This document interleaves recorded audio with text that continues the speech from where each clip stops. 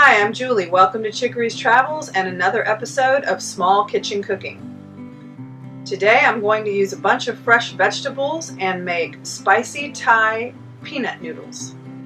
Some of the ingredients will be fresh green beans, carrots, baby bok choy, zucchini, red pepper. And the beautiful thing about this recipe is and all of these can be substituted for things that you like. You could have the cabbage instead of the bok choy, or in addition to it. You could do snow peas instead of the regular green beans that I have. Really, anything can be substituted out. You could add mushrooms, you could add water chestnuts. There's just so many different options. Many times I just make it with whatever I have on hand. So also talking about substitutions, I'm going to make it with some soba noodles, but if you don't have those, you can also make it with spaghetti noodles. I like the thin spaghetti noodles the best. And I'm going to use creamy peanut butter, but chunky is really great too. It's just that my husband doesn't like it as much, so I don't use the chunky. It's also, I think, really tasty if you put actual whole peanuts in there. In addition, for some added protein, I'm making tofu. And if you are an omnivore and would like some meat, it also goes really well with chicken or a really thin sliced steak. So I like to make my tofu baked. So I basically cook it on low, about 275, and bake it for about an hour. It gets all the moisture out instead of using a press. I already have that going. Basically what I do with the tofu is I drain the water, I slice it in half, I marinate it for about an hour in the refrigerator with the sauce. Then I cut it into cubes, put it in a pan, pour that remaining sauce from the marinade on top, and bake it for about an hour. The last thing that I'll do with the tofu when I take it out of the oven is I'll actually pan fry it just a little bit to get it a little crispy on the outside. Another thing that I do early is I'll go ahead and boil the green beans to get them a little tender, and then I'm going to saute them with the sauce and the tofu and sesame seeds in the pan. So the first thing that I want to do to get started, I already have some green beans on the stovetop there, is I am going to slice up some onions and my carrots.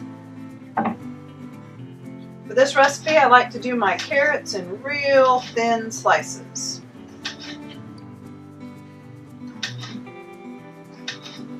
Another easy way to do it if you don't want to slice them up is you could use your food processor.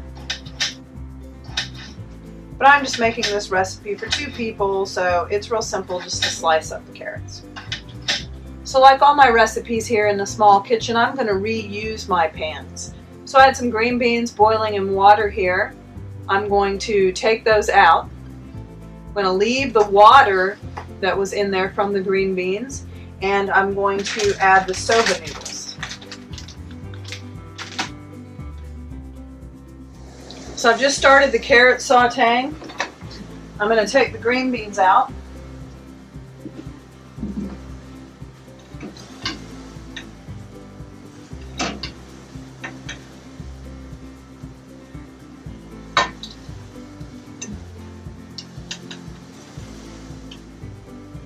Then I'll add the noodles and finish chopping up the rest of the vegetables.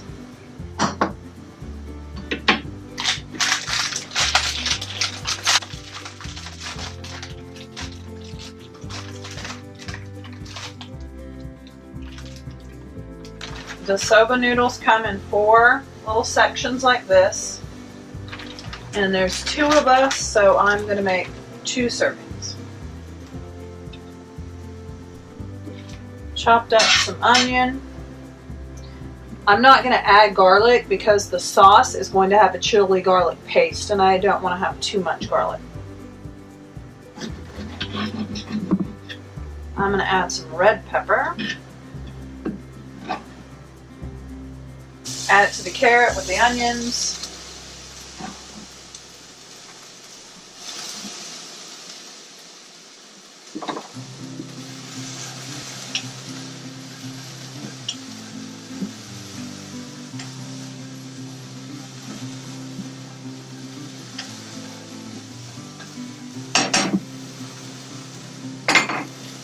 So last will be the zucchini and the bok choy.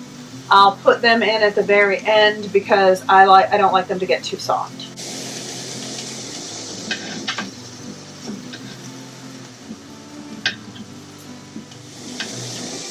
Carrots, peppers, and onions are pretty good. I usually go until the onions are starting to look translucent. I'll add the firmer end pieces of the bok choy.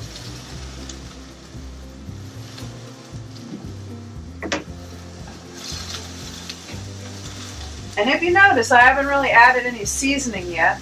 That's because we're going to have that really terrific Thai garlic peanut sauce. And I don't want any other flavors competing with it. So for the peanut sauce, obviously I'm going to have peanut butter, 1/4 of a cup. Have 1/4 of a cup of soy sauce. 1½ tablespoons of the chili garlic paste. And then for the sweetener, you can use either honey, like some agave nectar, or maple syrup. My personal favorite for this recipe with the peanut butter is the agave nectar because I don't think it competes with the peanut butter as much. So we're just going to get a measuring cup.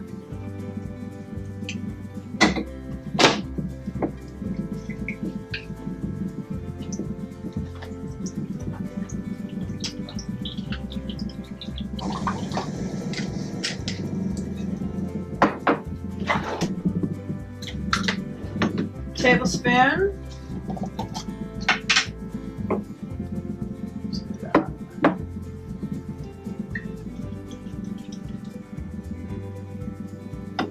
Now I'm going to put it all in one measuring cup and then just use that to whisk it together.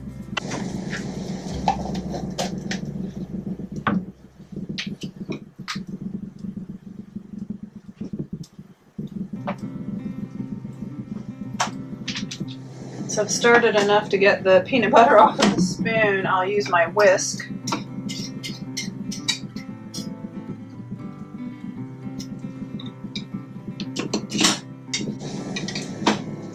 And just mix it up really good. It's a little thick with the peanut butter.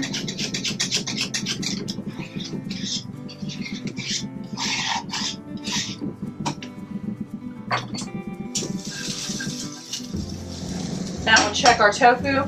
Like I said, you could also substitute it with some baked chicken.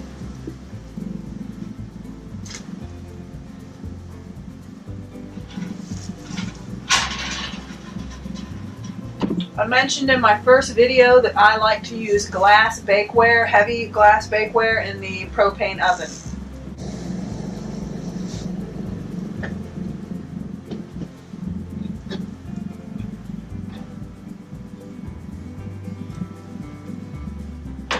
Now I went ahead and made the whole package of tofu, but what I'm going to do is freeze some of these cubes. We're not going to need them all. There's only 2 of us. But what we're going to do now is just add them to our vegetable saute. We'll just brown the outside of the tofu a little bit, make it a little crispy. And the noodles are finished, so I'm going to go ahead and pour the water off of those.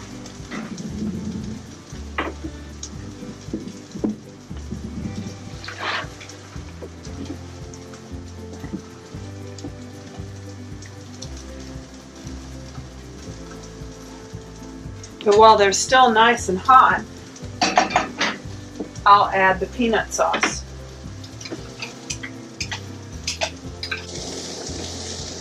The heat of the noodles will help melt it.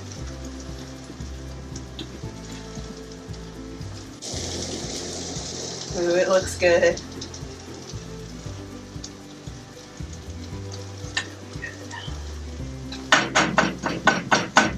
We'll just let it set back there, not on any heat, while we continue to brown our tofu. And at this point, I'll add the zucchini and the green beans. And like I said, key to small kitchen cooking is to clean up as you go, so I'll go ahead and put these things away while that's cooking a little more. Finally, we're going to add a little bit of sesame seeds. couple tablespoons. And the green bok choy.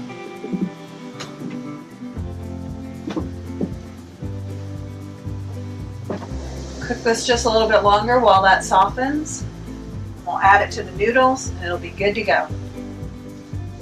Alright, at this point you can mix your noodles in with your vegetable tofu mixture, or you can just put your noodles on a plate and put the vegetable mixture on top,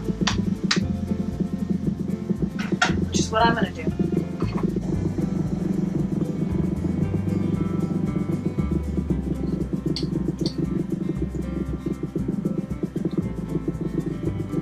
That is good.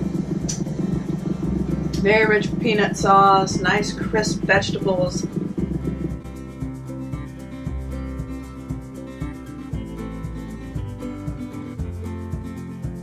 Now I'd like to share a really quick, easy recipe for dessert. This is also something that's really easy to put together if you're going to a potluck in the RV campground. Today I was at the market and I got some fresh berries. All you need are those and a can of coconut milk. So this is not the same as the coconut milk that you buy in the milk section. This actually has a lot higher fat content, which is probably why it tastes better, right? But if it's not sweet enough for you, you can also add a little bit of agave nectar or a little bit of maple syrup.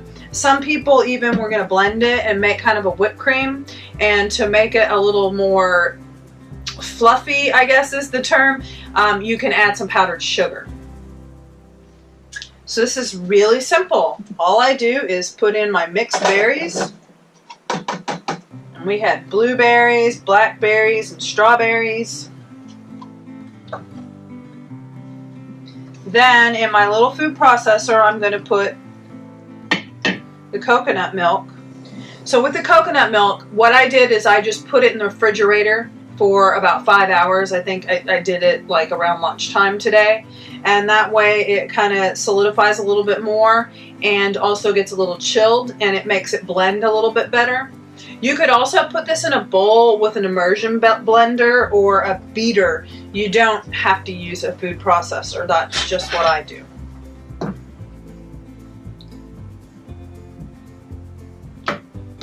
So at the top, you're going to have this piece that's a little bit thicker, almost hard really, from being in the fridge.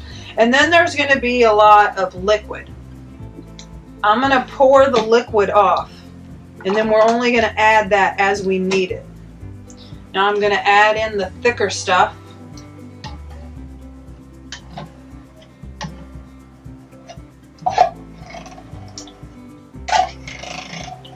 And again, just pour off a lot of the thin liquid.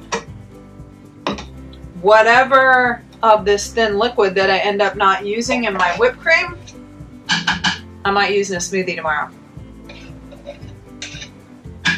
Or maybe not tomorrow. I probably don't need that many calories. If I have some of the fruit salad tomorrow, I won't need also some of this because, like I said, it is higher fat content. 12 grams of fat per serving. That's a lot. And then I add a tablespoon of the agave nectar.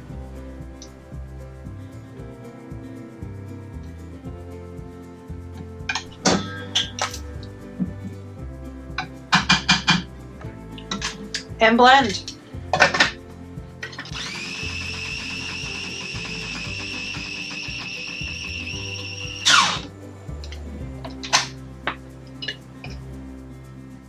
Now it's good and blended, and it's fairly thick. It's not really fluffy this way. Like I said, the best way to get that is to use a little bit of powdered sugar. But oh, does it taste good.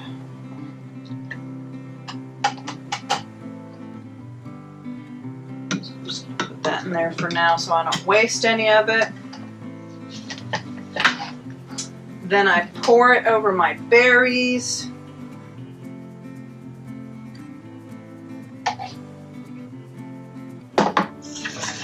Stir it up a little bit. And I have another bowl here. I'm going to chill them a little bit longer. And you can use as much or as little of this whipped topping as you want. Chill it overnight and it will be perfect tomorrow. But I'm going to cheat and have a little bite right now.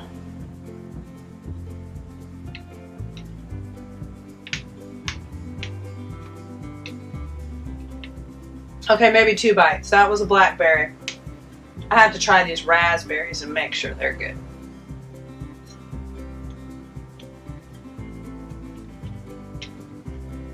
Very good. Hope you enjoyed this episode of Small Kitchen Cooking. Please comment and let me know what recipe you'd like to see me make next.